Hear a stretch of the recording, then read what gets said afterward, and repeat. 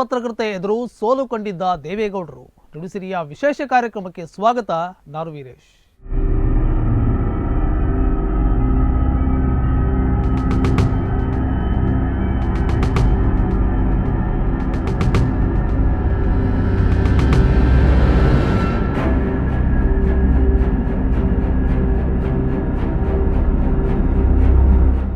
ಲೋಕಸಭಾ ಚುನಾವಣೆಯೇ ಹಾಗೆ. ಅದು ವಿಧಾನಸಭಾ ಚುನಾವಣೆಯಂತಲ್ಲ. ವಿಧಾನಸಭೆಯಲ್ಲಿ ತೋರಿಸಿದ ಚಾಣಾಕ್ಷತನ ಲೋಕಸಮರದಲ್ಲಿ ಕೆಲಸಕ್ಕೆ ಬರೋದಿಲ್ಲ. ಇದೇ ಕಾರಣಕ್ಕೆ ಲೋಕಸಭಾ ಚುನಾವಣೆಯಲ್ಲಿ ಘಟಾನುಘಟಿ ನಾಯಕರೇ ಮಣ್ಣು ಮುಕ್ಕಿದ ಸಾಕಷ್ಟು ಉದಾಹರಣೆಗಳಿವೆ. ಅಂಥವರ ಸಾಲಿನಲ್ಲಿ ಮಾಜಿ ಪ್ರಧಾನಿ ಎಚ್.ಡಿ. ದೇವೇಗೌಡರು ಇದ್ದಾರೆ ಅನ್ನೋದು ಅಚ್ಚರಿಯ ಸಂಗತಿ. ಮಧ್ಯಮ ವರ್ಗದ ಕೃಷಿ ಕುಟುಂಬದ ಹಿನ್ನೆಲೆಯಿಂದ ಬಂದ ಎಚ್.ಡಿ. ದೇವೇಗೌಡರು ತಮ್ಮನ್ನ ತಾವು ಮಣ್ಣಿನ ಮಗ ಎಂದು ಬಿಂಬಿಸಿಕೊಂಡು ರಾಜಕೀಯವಾಗಿ ಮುಂದಡಿಯಿಟ್ಟವರು. 20ನೇ ವಯಸ್ಸಿನಲ್ಲಿ ರಾಜಕಾರಣಕ್ಕೆ ಇಳಿದ ದೊಡ್ಡಗೌಡರು ರೈತರ ಬದುಕಿನ ಕಷ್ಟಗಳನ್ನು ಅರಿತವರು.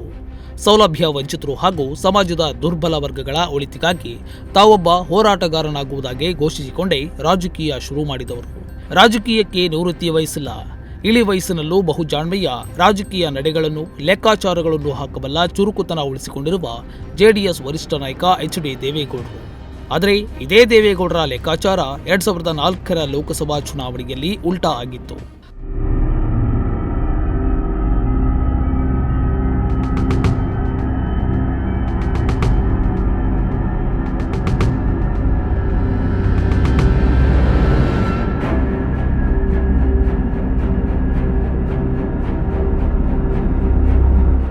ಆವತ್ತಿಗೆ ಎಚ್.ಡಿ. ದೇವೇಗೌಡರ ಕುಟುಂಬ ಮತ್ತು ಡಿ.ಕೆ. ಶಿವಕುಮಾರ್ ನಡುವೆ ಭಾರೀ ರಾಜಕೀಯ ಮೇಲಾಟ ನಡೆಯುತ್ತಿದ್ದ ಸಮಯ ಅದು. 2004ರಲ್ಲಿ ದೇವೇಗೌಡರು ಹಾಸನ ಮಾತ್ರವಲ್ಲ, ಕನಕಪುರ ಲೋಕಸಭೆ ಕ್ಷೇತ್ರ ಅಂದರೆ ಇಂದಿನ ಬೆಂಗಳೂರು ಗ್ರಾಮಾಂತರ ಕ್ಷೇತ್ರದಿಂದಲೂ ನಾಮಪತ್ರ ಸಲ್ಲಿಸಿದ್ರು. ದೇವೇಗೌಡರ ಎದುರು ಯಾರನ್ನ ನಿಲ್ಲಿಸೋದು ಎಂದು ಕಾಂಗ್ರೆಸ್ ಹೈಕಮಾಂಡ್ ತಲೆಕೆಡಿಸಿಕೊಂಡಿತ್ತು.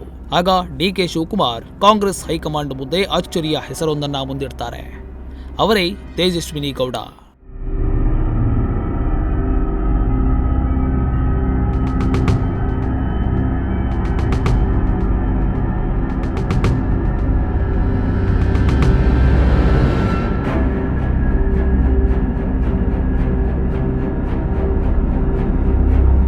ತೇಜಸ್ವಿನಿ ಆಗ ಉದಯ್ ಟಿವಿಯ ಮುಖಾಮುಖಿ ಕಾರ್ಯಕ್ರಮದ ಮೂಲಕ ಜನಪ್ರಿಯರಾಗಿದ್ದರು.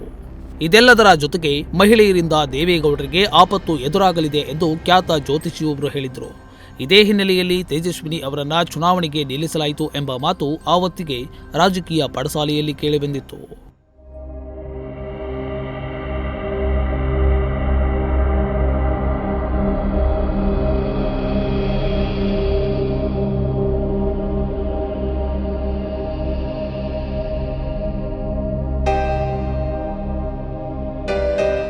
ನಿರೀಕ್ಷೆಯಂತೆ ಭಾರೀ ಹೈ ವೋಲ್ಟೇಜ್ನಲ್ಲಿ ನಡೆದ ಈ ಚುನಾವಣೆಯಲ್ಲಿ ದೊಡ್ಡಗೌಡರೇ ದೊಡ್ಡ ಗೆಲುವು ದಾಖಲಿಸುತ್ತಾರೆ ಅನ್ನೋದು ರಾಜಕೀಯ ವಿಶ್ಲೇಷಕರ ಮಾತಾಗಿತ್ತು. ಆದರೆ ಅಖಾಡದಲ್ಲಿ ಆಗಿದ್ದೇ ಬೇರೆ. ತೇಜಸ್ವಿನಿ 5,84,238 ಮತ ಪಡೆದರೆ ದೇವೇಗೌಡರು 4,62,320 ಮತ ಪಡೆದು 3ನೇ ಸ್ಥಾನಕ್ಕೆ ತಳ್ಳಲ್ಪಟ್ಟರು. ದೇವೇಗೌಡರು ತೇಜಸ್ವಿನಿ ವಿರುದ್ಧ 1.22 ಲಕ್ಷ ಮತಗಳ ಅಂತರದಿಂದ ಸೋತು ಹೋದರು. ದೇವೇಗೌಡರು ಆಗ 71 ವರ್ಷದ ಹಿರಿಯ ರಾಜಕಾರಣಿಯಾಗಿದ್ದರೆ ತೇಜಸ್ವಿನಿ ಅವರಿಗೆ 37 ವರ್ಷ ವಯಸ್ಸಾಗಿತ್ತು. ಆದರೆ ದೇವೇಗೌಡರು ಹಾಸನದಲ್ಲಿ ಕಾಂಗ್ರೆಸ್ನ ಎಚ್.ಸಿ. ಶ್ರೀಕಂಠಯ್ಯ ಅವರನ್ನ 1,90,000 ಮತಗಳ ಭಾರೀ ಅಂತರದಿಂದ ಸೋಲಿಸಿ ಲೋಕಸಭೆ ಪ್ರವೇಶಿಸಿದರು. ಆದರೆ ತೇಜಸ್ವಿನಿ ವಿರುದ್ಧ ದೇವೇಗೌಡರ ಸೋಲಿನ ಫಲಿತಾಂಶವನ್ನ ರಾಜಕೀಯಾಸಕ್ತರು ಎಂದು ಮರೆಯಲಾಗದ್ದು. ಕನಕಪುರ ಲೋಕಸಭಾ ಕ್ಷೇತ್ರ 1967ರಲ್ಲಿ ಅಸ್ತಿತ್ವಕ್ಕೆ ಬಂತು. ಅಲ್ಲಿಂದ 1999ರವರೆಗೆ ನಡೆದ 10 ಚುನಾವಣೆಗಳಲ್ಲಿ ಸ್ಪರ್ಧೆ ಮಾಡಲು ಯಾವೊಬ್ಬ ಮಹಿಳೆಯೂ ಧೈರ್ಯ ಮಾಡಿರಲಿಲ್ಲ. ಆದರೆ ಮಾಧ್ಯಮ ಕ್ಷೇತ್ರದಿಂದ ರಾಜಕೀಯ ರಂಗಕ್ಕೆ ಎಂಟ್ರಿ ಕೊಡ್ತಿದ್ದಂತೆ ತೇಜಸ್ವಿ ರಮೇಶ್ ಚೊಚ್ಚಲ ಚುನಾವಣೆಯಲ್ಲಿಯೇ ಮಾಜಿ ಪ್ರಧಾನಿ ಎಚ್.ಡಿ. ದೇವೇಗೌಡರನ್ನ ಮಣಿಸುವ ಮೂಲಕ ಎಲ್ಲರ ಗಮನ ಸೆಳೆದರು. ಇಷ್ಟೇ ಅಲ್ಲದೆ ಮಾಧ್ಯಮ ಕ್ಷೇತ್ರದಿಂದ ಸಂಸತ್ಗೆ ಪ್ರವೇಶಿಸಿದ ಮೊದಲ ಮಹಿಳೆ ಎಂಬ ಕೀರ್ತಿಗೂ ಕೂಡ ಪಾತ್ರರಾದರು.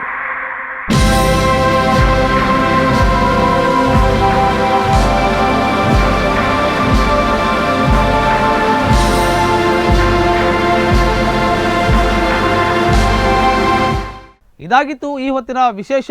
ನಿರಂತರ ಸುದ್ದಿ ಹಾಗೂ ಮನೋರಂಜನೆಗಾಗಿ ನೋಡ್ತಾ ಇರಿ ನುಡಿಸಿರಿ ವಾಹಿನಿಯನ್ನ. ಇದು ಕರುನಾಡಿನ ನಾಡಿಮಿಡಿತ.